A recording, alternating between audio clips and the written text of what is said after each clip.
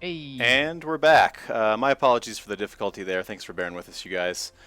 So now that we've gone through all the cards, we're ready to start talking about archetypes. We're ready to start talking about decks. We're gonna start with let's start with UnoPro's deck. Uno, this is what you're running right now. Why don't you tell us a little bit about it, the theory, what you're having success against, what you're struggling against. Take it away.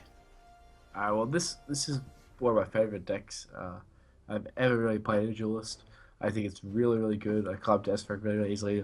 When I was recording, I had like over 75% win rate the whole time, and like I was just commenting like the deck is just insane. It has so much burst, and there's just the ability to win games. You're really far behind in is just insane. Like even if you don't always find those outs, the amount of times I was thinking like, well, I actually have a ton of outs here even though I was so far behind. It's actually just really insane.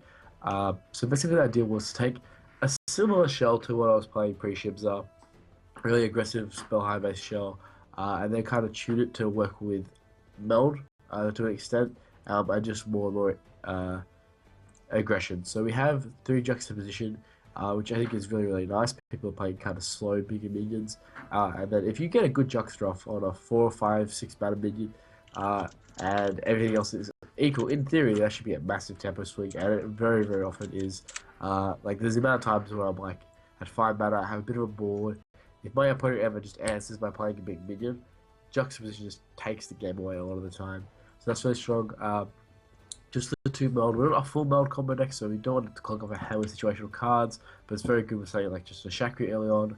And this deck's more about identifying when you want to go for the combo, and then you start to save pieces. That's just pretty good on its own. Even sometimes just copying a Tusk Boy is fine. So only 2/4 wins because we're not really uh, always looking to save up a hand. A lot of time we go really aggressive early on and try and rely on Spelljammers. So 4 wins can even be a little bit too slow. Um, and then two Heaven's Eclipse because there are a lot of times where you can empty your hand, and then if you draw into Heaven's Eclipse, you often just win the game after you empty your hand. The only other version of the deck I was running was instead of the two Heaven's Eclipse, sorry, instead of one Heaven's Eclipse and one Juxtaposition, I was running Zenrui, just because it's good against Latin Fox. That's always still a problem. And then some of the problematic cards in the meta that beat Songhai, like Shadow Sister occasionally if you don't have Killing Edge combos. And then just Dialysis Tombstones can be problematic. And Zenitsu kind of flips the game on its head. Plus, there's a lot of Atrivian around, though they're moving away from Obelisks. And then, first thing I do when I make a Songhai deck these days tends to be 3 Inner Focus, 3 Killing Edge, Reaver. And that just wins you so many games, especially against Magma, even Abyssian as well. I look so hard for that combo. Anyone who's ever watched me stream or make me a YouTube video, you're probably sick of me saying it, but I just look so hard for Killing Edge in a focus by the time my Bloodborne spell comes online. And it's just so strong. If they play a 4 drop, you kill it. Uh, and then you also get a Heartseeker. They're going to have to deal more mana than you spent. Uh, and you basically just winning in some matchups with that. So I think it's really good, and it's one of the main reasons to be playing Songhai. And so I wanted my deck to really work with that. And then Mel's just been really awesome. Like I thought it would be a lot worse than it is, but it's just nearly always been good. And occasionally replacing it early game isn't always a big deal. RGood, is there anything you want to add about that deck specifically? Um, Not really so much. It looks pretty standard. I like the use of Mirror Meld beyond just a lethal combo, so you can definitely use it for mid-game value if it's not your finisher. But yeah, it just seems pretty straightforward. Uno? Or I'm sorry, Wicked? Uno. Um, yeah, I like the deck a lot. I like the approach on using Mirror World. Like it's not all in on the combo like Jay's deck is, which I'm sure will flash up at some point. But yeah, I agree with the inner focus killing edge. I mean, I've been stressing it earlier in the stream. I think it's one of the most powerful things Songhai does. It's so damn powerful, and I actively replace that all the time. Yeah, I really like the build where you don't go all in on the combo. You've got other plays. You've got the Heartseeker plays. You've got Shakri within a focus as well. Blow them up. Yeah, I like this list a lot, and I'll be testing it a bunch tomorrow probably. Playing Spelljammers, like 3 Spelljammers, I think is also just a really awesome spot to be with Songhai. Like a lot of the deck is Yeah, I uh, agree. just always really solid cards to put in. Like 3 Spelljammers, 3 Land Fox, 3 Killing Edge, 3 Inner Focus, 3 Mana Vortex, 3 Phoenix Fire. Like that's a really good show right there. Yeah, we all It's- noticed a similar core in my deck. yeah, There's a like question going actually. second, you really want a 3-drop. I kind of wanted to ask you something about this. Now you've got 6 2-drops in this deck. Do you feel like they show up enough for Mirror Meld to be good value on them, or do you feel like you might need to play them on Heartseekers a lot? I mean, how do you feel that synergy comes up? I mean, Meld's not really an early game card a lot of the Mhm. time. If I have a Chakri, then Meld's really good to keep. A lot of time it's a mulligan card, though that doesn't really matter because we pretty low curve. Only 4 cards over 3 mana, so we don't really need to worry too much about curving. Sometimes it's more important than missing turn 1 occasionally, but you have Blood Rage Mask, you have Inner Focus, Mana Vortex to catch up on tempo, so that hasn't really been a problem. So yeah, I think Meld is really fine. I've nearly never had to just do a Heart Seeker and Meld it by itself, just because the deck, with Land Fox's Spelljammers, your hand's nearly and Tusk Wars, your hand's normally pretty full early game. There's always so many things to do. Like I'm never really running out of resources early game, and it's more about just like finding the mana to do it, and about like missing turn 1 going first. It happens occasionally, but you have Blood Rage Mask, which is not terrible turn 1 if you have like some refill in your hand, and I normally like to keep Mana Vortex and Phoenix Fire if I can, especially going second, but even going first, because if you miss turn 1, you could go 3-drop on a Mana Tile, or this is going second as well. You play 3-drop on a Mana Tile, Mana Vortex, Phoenix Fire, and that's normally enough to get your tempo back, plus Inner Focus stuff. So yeah. I also noticed you're not running any Onyx Bear Seals. Any reason for that? Ever concerned about them playing a card that you just can't deal with? Um, Not really. Like I really like the switching into juxtaposition because Unexpected is just slow. This deck doesn't really want to go slow, and when juxtaposition is good and hits a minion, which is pretty often with 3 Tusk and Heartseekers active, uh, it's just so much better. Like if I Bear Seal, often I 4 mana, I Heartseeker, Bear Seal, and that's my whole turn. I dealt with their threat and hardly developed the board. If I get a Juxta to the corner, I have a whole 4 mana to do whatever I want. And so I think Juxta, when it hits and can actually properly deal with the minion, is one of the strongest cards in the game by far. And it just gives you such an enormous tempo swing, everything else being equal. So I really haven't missed Bear Seal at all, which is surprising. And then the stuff that you need to deal with. That works well for Rage is like the main one is like Kaleido against this deck, right? But by then, we look so hard for killing Edge Inner Focus that we normally want them to play Kaleido because we answer their whole 4 mana with our own 4 mana, and we also develop the threat. So yeah. Okay, cool. Certainly a really interesting deck. I know something very close to this was what I was messing with at the end of the month before the season changed over. I had a really super busy month and wasn't able to play a whole lot in August because I'm back to work. But this deck, as soon as I think Uno had a pretty good iteration of it, was what I was able to crush S rank out. I think in just a couple of days or just a couple of hours. So definitely felt really strong right when Shim'Zar dropped, and I'm certainly enjoying it myself. So Uno, thanks for that. Let's move over to Wicked. Right then, we will see a similar core here. 3 Inner Focus, 2 Jux, 3 Mana Vortex, 3 Phoenix Fire, 2 Tuskball, 3 Lantern Fox, 3 Spelljammer, 2 Magi, 2 Heaven's Clips.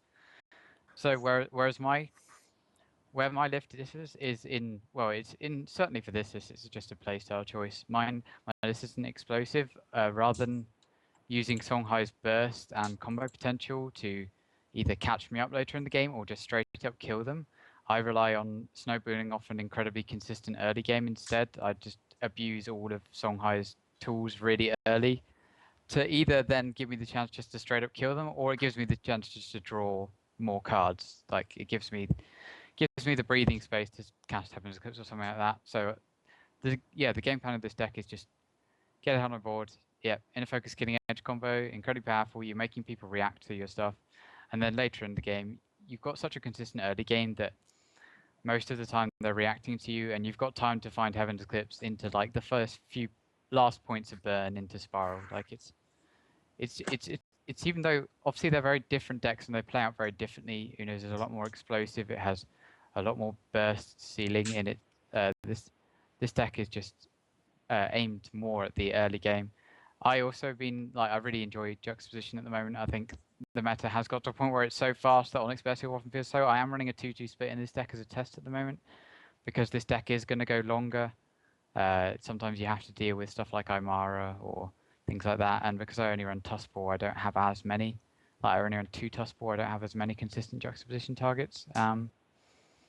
Yeah, it's pretty solid. I really like the Katara in here. It's been something I'm experimenting with. It's I was running Blood Tier, as you might expect, in like a kind of minion-heavy list.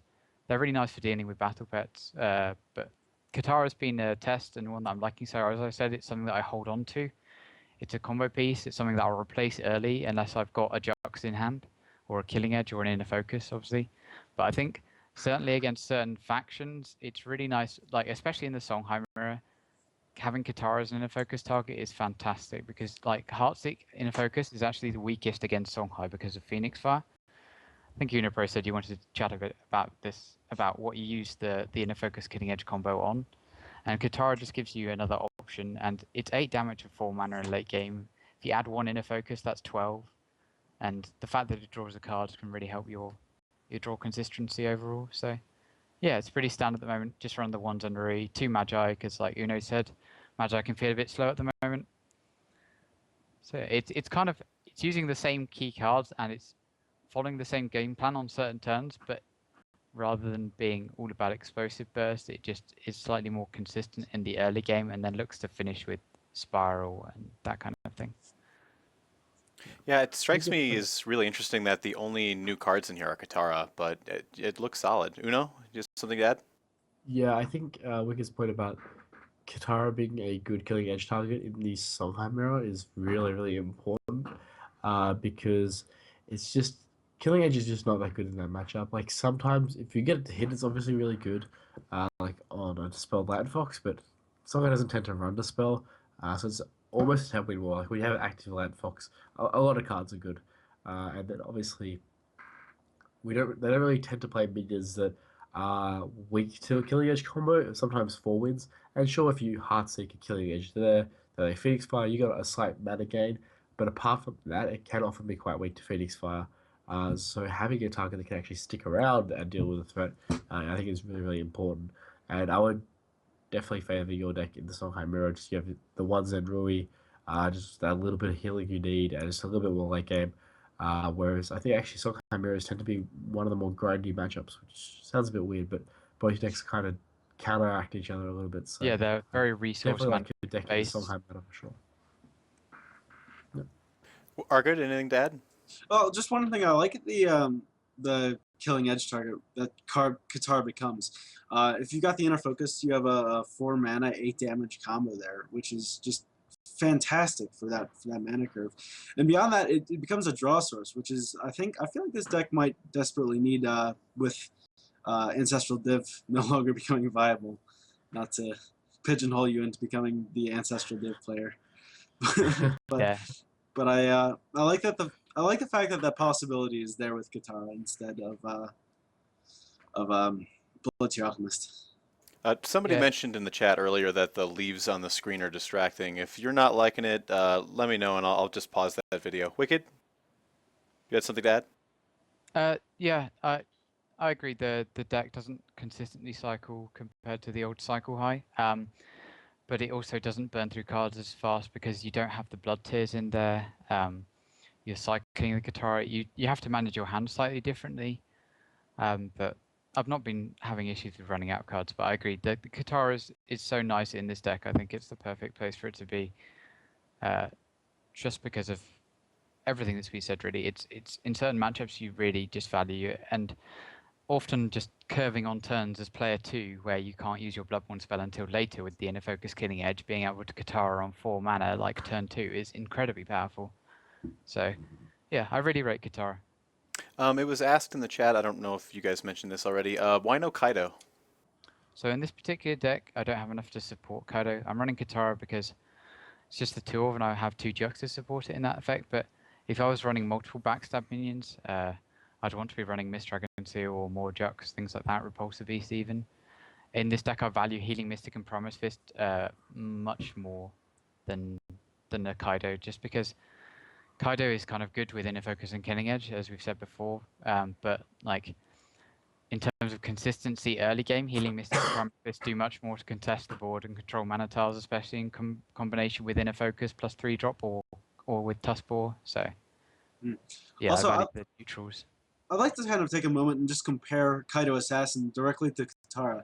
They both have 3 health. Katara is 1 mana cheaper, and has 1 less attack, but it has more backstab. So if both minions get their backstab attack off, they're both still 3 health, but Katara does 4 damage over 3.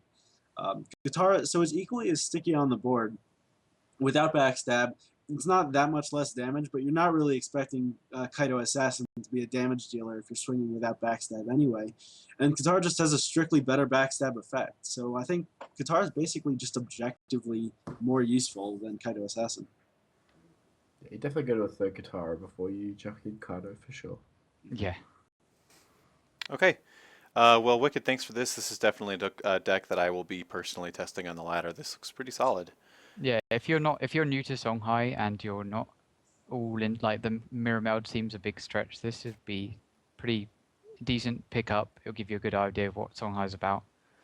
There's To be still a lot fair, of things in there. You've got to resource manage and things like that. But to be fair, Uno's deck is only 10,000 spirit as opposed to this one, which is 11,000.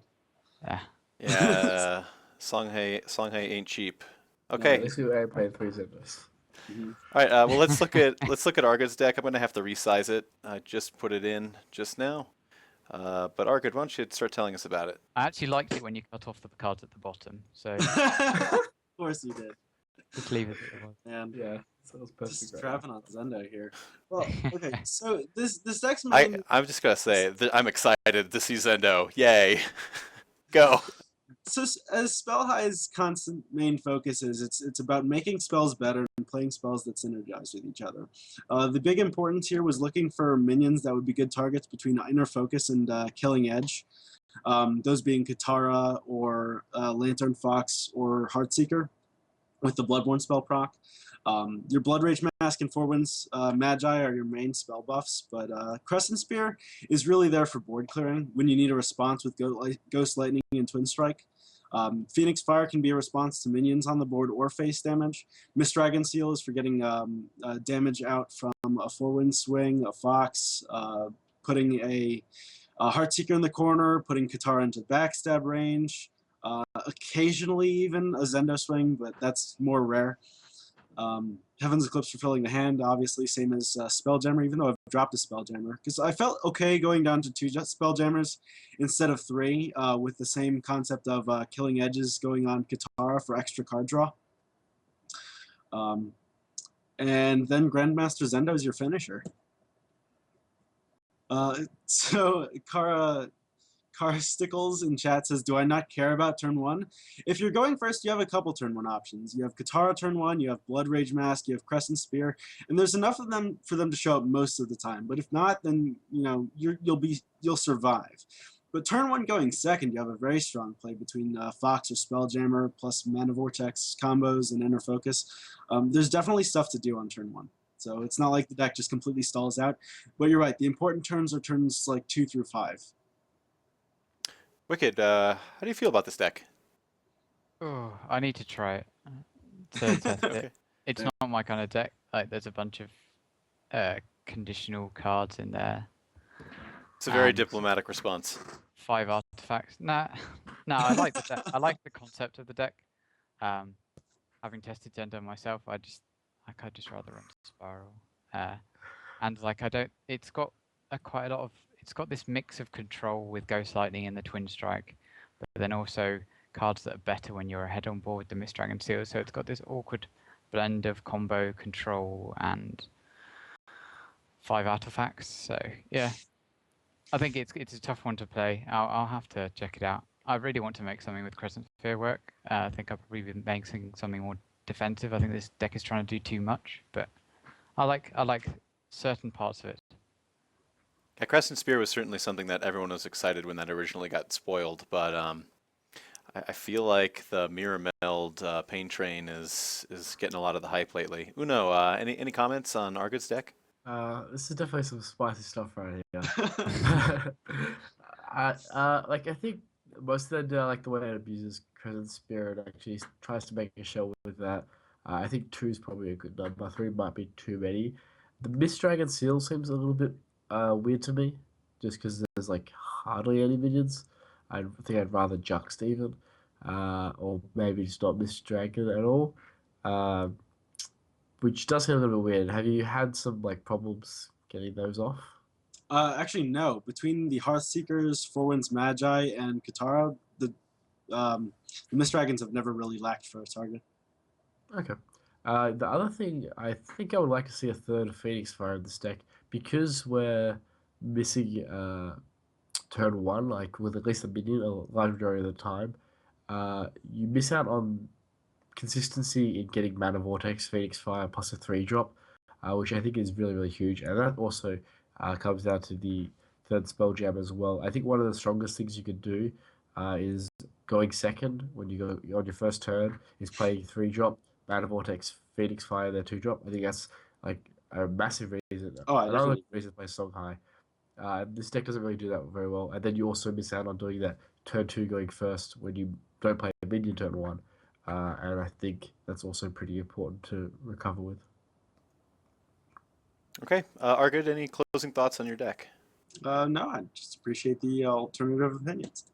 We're getting complaints from the chat that there is a decided lack of Kalios decks. If any of you three guys have a Kalios deck that you're piloting that you're kind of like, throw it to me and we can throw it up. In the meantime, we are going to talk about, quote, the most broken deck in Duelyst, courtesy of No Way It's Jay. Una, let's start with you. What do you think? You've been playing this today. Yeah. So, Norway's J might have clickbaited the whole Jewel subreddit. Like, so he sent me this deck a while before he released it. I didn't play it because he wanted to save it, but then it was so bugged that I think he released it anyway. But yeah, I don't know about this deck. I was so excited to try it. Like, I value Jay's opinion very highly, and I know it's a hard deck to play, so I give it a lot of credit just because of that. Like, I know he's a very good player. If he says the deck is the best deck in the game, it's got to be at least decent, right? But in testing, I know maybe I mean if you lose players, the bugs didn't help, but I just didn't really like this deck. Um, and I felt like you really wanted like Eighth Master going first, Spelljammer going second. But I mean, I always kind of feel good when I do those kind of things in my current Songhai. So wasn't a massive fan of the deck, and it's kind of like it's a bit awkward because you're meant to always keep combo pieces. But then when I found the games when I found my combo pieces early, like I'd have like 5 combo pieces, and then I'd have like 1 card slot to play with. Things would get a little bit awkward. I think the deck has some potential, and maybe in slow metas it capitalize. Wasn't actually a massive fan of Blazehound. I found like I was drawing cards like pretty fine. Um, and Blazehound only really cycles at best. Though I feel like it's just you lose board control really fast with this deck. And so, yeah, wasn't the biggest fan of the deck, but I definitely need to test it more. I think it's one of the hardest decks to pilot in the game, if not one of the hardest decks we've actually seen in Duelist. That may end up being a really strong deck. Uh, but at the moment, I just much prefer my own list. So yeah. Yeah, having gotten started personally with Duelist back in January when it was the old Lantern Fox, seeing this deck played and watching Jay's replays last night definitely kind of took me back to that, like just very, especially when he was winning at least, but definitely took me back to that, the days of January where you would just do insane damage out of hand or just with 1 minion on the table. So I'm curious to see how this deck evolves. Wicked, what are your thoughts? Okay, so we've talked about it a bit today, and that hand sculpting, I think it's so incredibly hard to sculpt your hand with only, so that is, yeah, keep combo pieces or return combo pieces and have effective turns in a card game with only 6 card hand size. I think that I don't like the deck personally. I'm going to try it tomorrow. I'm going to have a lot of fun playing it, I'm sure. Like it's one of those fantastic decks where if you get it right and you pull off the combo, it's just like you feel very satisfied because you have to make a lot of critical replace and when to draw decisions. I just think it's far too one-dimensional. It goes all in the combo, and I think if we had 10 card hand size, maybe that would be all right. We don't. We have 6, and I think it just falls behind because it's so all in on the combo.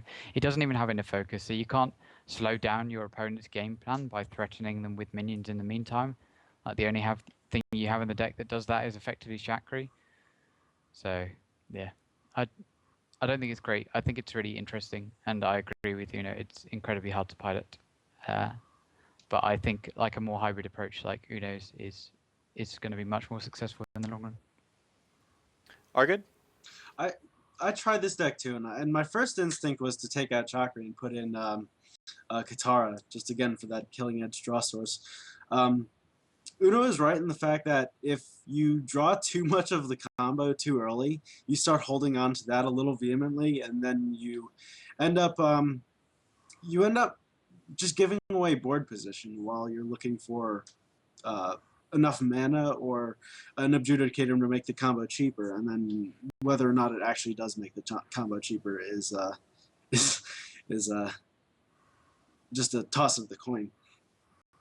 It doesn't have great answers, but like what this deck is really asking you to do is saying like go face and rely on the combo to pull you out of a bad spot later in the game. And that's always been a dubious strategy, right? It's saying, don't worry, you'll be losing for now, but this combo will theoretically pull you out of this pit you put yourself into. And that's just a very dangerous way to play the game. Okay, This any... is a Duelyst J deck for sure. Right, yeah. Certainly, and that was actually a reason why I specifically was asking Jay to come on, is because his deck from last month in August was, very, very much a face deck, very much designed for fast, quick games, quick victories. And I think this deck, like Uno said, this is Jay. This is him written all over it. We have had one request from chat that I'll humor because I think it's a good time to start winding down. We have a Kalios list that's been requested for critique, so let's add that in. So my first critique is that it's Kalios. This is courtesy of Thunder C. Yeah. Otherwise known as Springtail in game. Springtail. So I there it don't is. You don't know. Oh, It's Master using Shadows? It's using Mana Spring. Does it have all the cards in there? Because I noticed Mana Spring does not have Shim'Zar cards on it yet. Is there Mana anything... Spring does it, Duelyst TP that doesn't.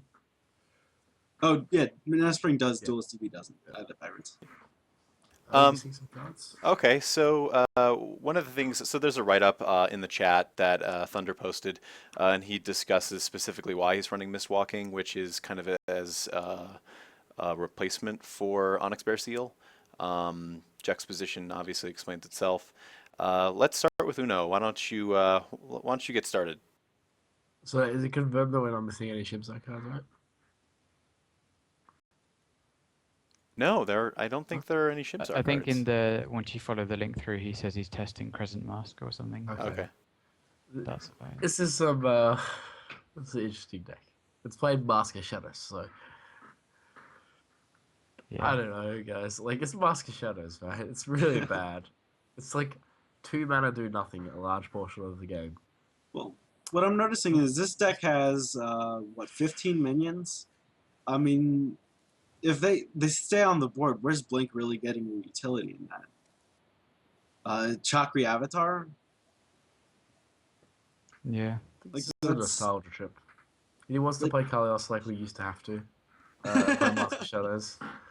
It's a very interesting deck to me, but like, is the Mistwalking Mask of Shadows package like anywhere near good enough these days? I'm not convinced. 3 Mistwalking is a hell of a lot of 1 mana do nothings.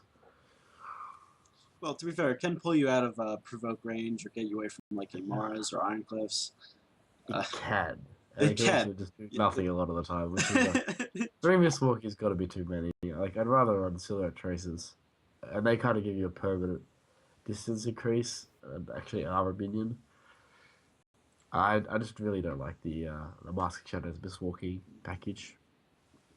Yeah. Wicked? I think it's cute.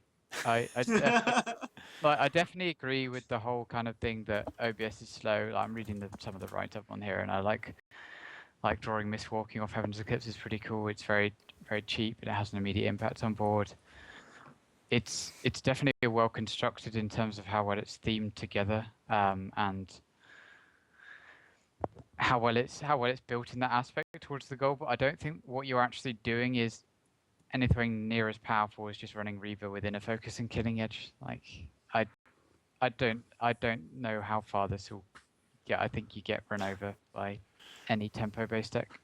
Like, My biggest issue with Kalios decks is I find myself never playing Blink, and I think to myself, like, if I'm just not using the Bloodborne spell, wouldn't it be useful to just be spitting out 1/1 Hearthseekers? Like, is that not just objectively better because they have to spend time getting rid of them instead of going face? And I think that's kind of a place where Onyx Jaguar was supposed to come in, right? Like, and I think I remember, I think I was discussing this with Wicked. What it would take to make Kalios a little more competitive in the current environment would be something that interacted positively with teleport, and I think Onyx Jaguar does that, but the stats just aren't there, I don't think. yeah, it'd have to be something that had an impact on board. So Right. like if it teleported, you did a damage AoE, or you drew a Phoenix Fire or something like that. I don't know. We need more Phoenix Fire draw, absolutely. Yeah. So what do we remove from this? Mask of Shadows, Mistwalking? Yeah, Kalios. I think it's I think for what the deck is designed to do, I think it's pretty finished. I just don't think it's a powerful deck Okay. in terms of what you could do in Songhai comparatively. Well, so let's I move mean, it I into. remember you Springtail from like February, March, and I know that you haven't played the game much since then at all. So maybe once you've had more experience in the current meta and thing, I think like you'll find that it doesn't work as anymore, even though it is incredibly fun. And I really like the way you've constructed your deck. I just don't think it's nearly as powerful as what you could be doing with a better base with Reaver in a focus killing edge. Before we move into closing, we'll just open it up to comments. If anyone from the chat has a question for Wicked or Uno or RGood, please go ahead and feel free to post. Before we get to that, I really want to thank Wicked and Uno and RGood for taking the time out of the day to come and join us and to share their thoughts on Songhai. You know, the faction that I've been playing pretty much exclusively since I got it started. I'm constantly talking to Wicked and Uno about what are they playing with that's good, and they've kind of been very strong influences on me. RGood is somebody that I think this is the first time we talked was in chat and Twitch a couple like last week or something. But I definitely like what he was doing, and he certainly seems to have good passion for the game and a different approach, which is certainly something I was looking for in this roundtable. So thank you guys for joining. Uno, thank you so much for giving up your sleep. I hope you're able to catch up on that. Wicked, thanks for staying up late. I know it is approaching midnight your time. I've been up since 6:30, so yeah. And RGood, Okay. thanks for stepping in so late and bringing us, that really strong opinion on Sendo, which is something I was really looking for today. So let's look at chat. UnoPro, what's the next event you're casting? I don't know. I don't have any lined up. Like I did heaps in the holidays for work, but with work, like most of them get a little bit annoying. I don't know. I could probably do some weekend ones. So hopefully, I do want to do some more. So maybe I'll have to do one with It's Crazy. I love casting with him. So we'll see. Don't sleep I'll this take the time. question from Hailstorm because we have actually covered it. UnoPro was saying that you might have not been here at the time, but UnoPro was saying that Blood Rage Mask is much more powerful in a aggressive Songhai deck where maybe you're only looking to run Phoenix Fire, whereas Crescent Sphere is really something for a slower control-y deck running something like Twin Strike and Ghost Lightning. There was another question. Cone of Horns, ever an environment where it's playable, courtesy of the old man Zillion. What do you guys think? RGood? No? Oh, where everybody goes to like 15 mana, maybe. Maybe. Eight Even cards then. in hand. Even then, you have to like guarantee that one of the 3 cards you draw is an inner focus to go with one of your gold ones. Maybe if you're a new player. Maybe. In I'd the rather, bronze make ranks. I'd rather make a Diotis with it. Yeah. Well, play some golems. From B-Box Dragon, just a Songhai question in general. How is Sworn Sister compared to Spelljammer? I.e., how much worse is it and why? Okay, can I jump on this? Right, so Sworn Sister has, like, UnoPro played it a lot when it came out, I remember, and now doesn't play it as much. Now, my opinion at the time is that Songhai wants to draw cards in its deck, not random cards. So I preferred just putting in, even if it wasn't symmetrical, even if it was symmetrical draw, I preferred putting in, because Songhai plays combos and it plays incredibly strong cards like faction minions, like Lantern Fox and Four Winds, that it wants to see multiple throughout a game. So I don't rate the key in unless outside of a mid-range Songhai deck that runs very little draw and a lot of powerful minions. Not only that, but going back to something that UnoPro was talking about, turn 1, you really want to be able to play a 3-drop onto the mana tile plus Mana Vortex Phoenix Fire, and Spelljammer lets you do that, Lucian does not. Yeah, having 6 2/4s as an option when you go player 2 is pretty damn nice, especially in my list when you're running something like Primus Fist or Healing Mystic, all that kind of stuff. Uno, anything to add? Yeah, I think it's definitely the clear choice at the moment. Like Elkion has its place, but like I liked it when it came out because I was playing like a slower spell high, and the idea was to just like empty out your hand with like blood tears and stuff, and then you play Elkion, and then you kind of go off. Because the average card you get for Songhai from Elkion is actually pretty good, but at the moment I really like being aggressive with Songhai, and Spelljammer is just like way too good. It's like an MVP of the deck. If I play Land Fox or Spelljammer going first turn going second, it's just like such a strong start. That's all you really need is Songhai. It's something as simple as that. And Elkion is just often a dead card. I prefer just going Spelljammers, you go ham, and then you have Heaven's Eclipse for when you really need refuel, and it'll actually give you a proper refuel. So you can actually have those times where you just go completely ham and waste all your cards. Thanks. Uno Ven asks, do you think a 1 mana, quote, replace your BBS with Mistwalking, unquote, artifact would be balanced? I don't think I would play it. I think, because I like Heartseekers. They're good targets for killing Edge and Inner Focus, and that's what you really want Rova to have. Maybe in Kalios, but because Kalios' Blood Wind spell is just awful. But So I don't think I would run the artifact. Uno? I think the card would be one of the worst cards in the game. Like a one by a mana long card shot. that does nothing. Yep, so aka Mask of Shadows for half the mana. But like you don't Bloodborne spell that often. You do it like once a turn, like in the really late stages of the game, which just doesn't happen. So it's like you're gonna play a 1 mana artifact that maybe will get you 1 Mistwalking for 2 mana. And they can You clear need to it, get so like it's not 3 like Yeah, exactly. Like you need to get like 3 bucks off of that. Like So maybe like the if you drew a potential card, way it'd it could be okay. good is in a Cyclone deck, but then like It's then you have doesn't to have work. both of them in hand, and you play 4 mana, do nothing to the board, and It effectively just becomes a 2-mana Mistwalking At best. at that point. At best, right? Why? Carsticles asks, what do you think Backstab needs to be a viable thematic approach to the game? minions that are good without Yeah. like getting the backstab, like or just like standardly well statted minions, Bring like back 2 card draw, like Gorehorn. 2 card draw. yeah, Yeah. exactly. Where you could Card draw. like either you need to be reliably able to draw in a focus, or ways to protect them for a turn, or I'd like to see a backstab minion that it also draws cards whenever it deals damage. I think that would make it viable. Yeah, it's hard to get backstab. Well, Katara arguably a step in the right direction for that, though. You agree? yeah, Yeah, definitely. that's because it's cheap and it has a high backstab value. So yes, maybe more payoff for having backstab minions. Like we have styles like Shadow Waltz that like kind of reward you for playing multiple minions, and like Gore, like the Coat of Horns, whatever that card is. That rewards you for playing. Like the idea is to play a bunch of backstab minions, but like why am I playing a bunch of backstab minions? Why am I just playing a bunch of other minions? Because I can only backstab the same thing once, and there's like no payoffs for actually having a lot of backstab minions. So maybe like a really good card that pays you off for having a bunch of backstab minions, even though that's pretty sketchy.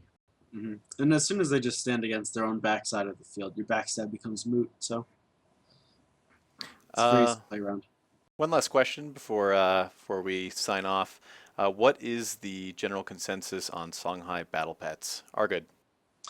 Zoa is probably the only one I would consider because it at best generates a card for you that you can throw away for something better. Songhai battle pets by themselves, the range one called Key, I think, wouldn't play it. Ace, right?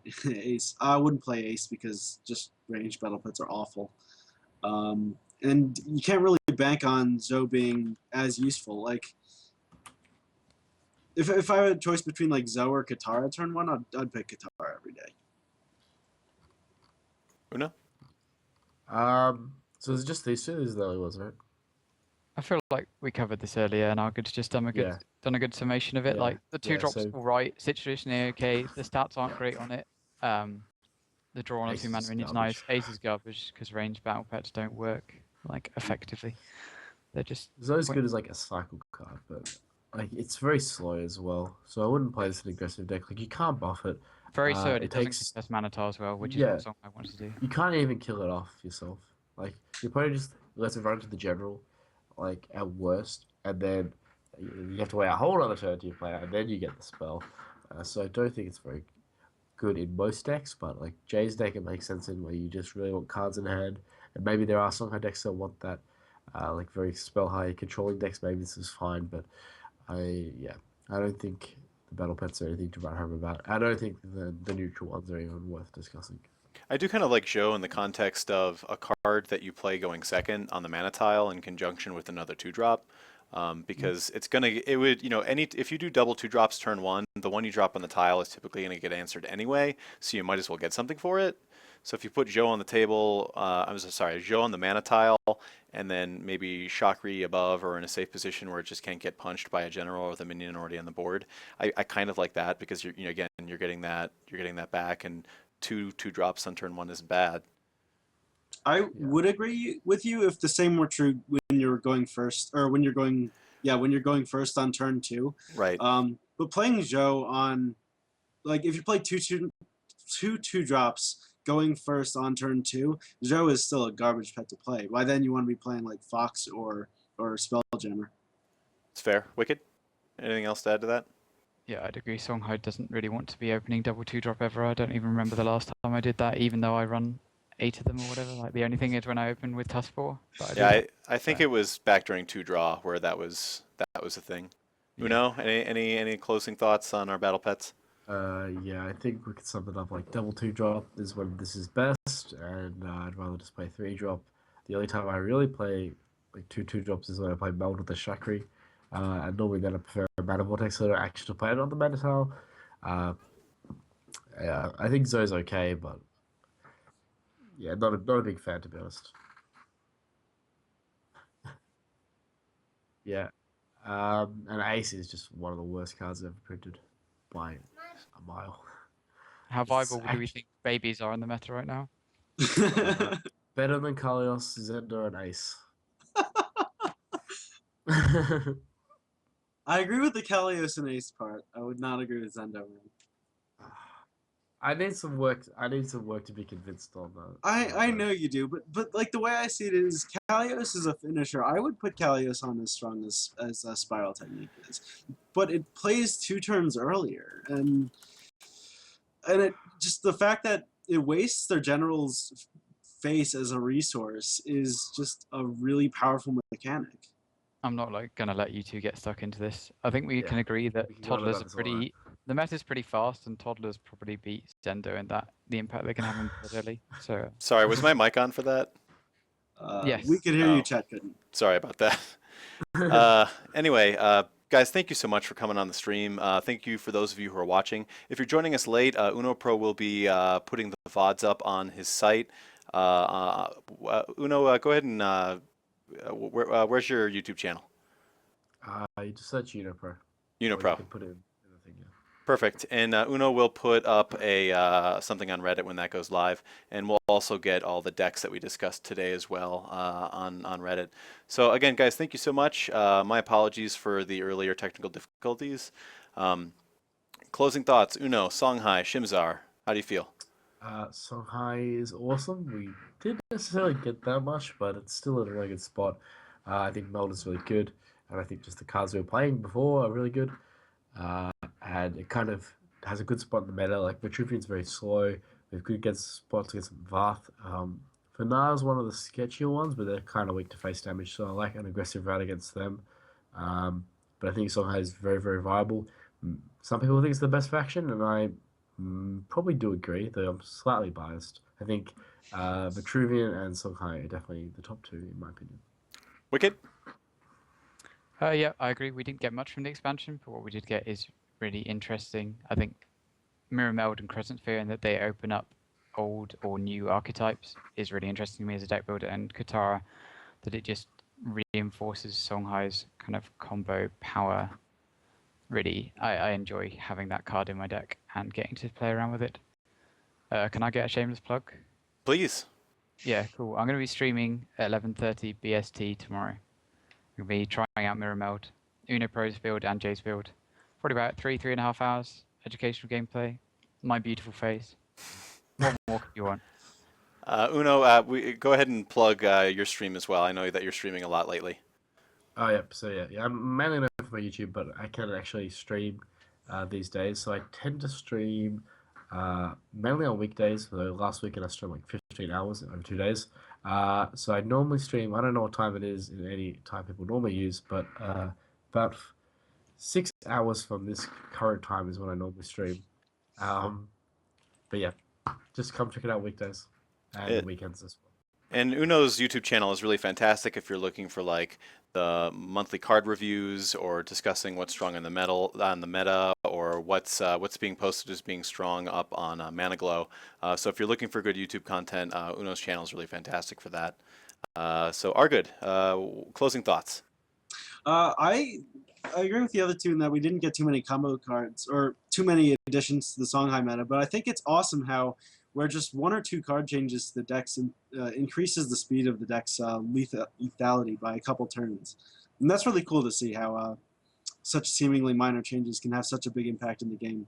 I agree with UnoPro in that Songhai and Vitruvian are probably the strongest two factions. I think by far Vitruvian got the biggest buff out of Shim'Zar. I don't know if it pushed them all the way to the top, but they're definitely up there now all of a sudden with their huge 5-drops. But yeah, that's my thoughts on it. Yeah, Vitruvian certainly suffered long enough to deserve that kind of boost. So, as much as I don't look forward to playing against Nimbus and all the new Vitruvian stuff, I'm happy for the people that are maining Vitruvian. So good for them. I would just like to. Can I just finish? I'd like Please. to say that, like, thank you, relasine, for putting this together. We probably wouldn't have got off our asses and organised this. So it's been awesome to be part of this, organise a Songhai Roundtable, get to chat about it with cool people and RGood. Oh, Yeah, pretty son good. of a bitch. It was my pleasure, you guys. Like I said, this was a conversation that I really wanted to see happen. I respect all of your opinions, and I do watch your guys' streams and I watch your VODs. I watch your replays. So getting those opinions all together in one place and hearing arguments over some of the new cards that we got was important to me, because I think it's important that we continue to kind of revolutionize the way that Songhai is played, and without those differing opinions, sometimes it doesn't happen. So. I'm glad that you guys took the time. Wicked that you stayed up late. Uno that you got up terribly early, and then RGood again you were able to step in late and join us today. So thanks you guys again, audience. Thank you again for joining us again. If you're showing up late, the VOD for this will be hosted on UnoPro's YouTube channel, and we'll sign off. Thanks, guys.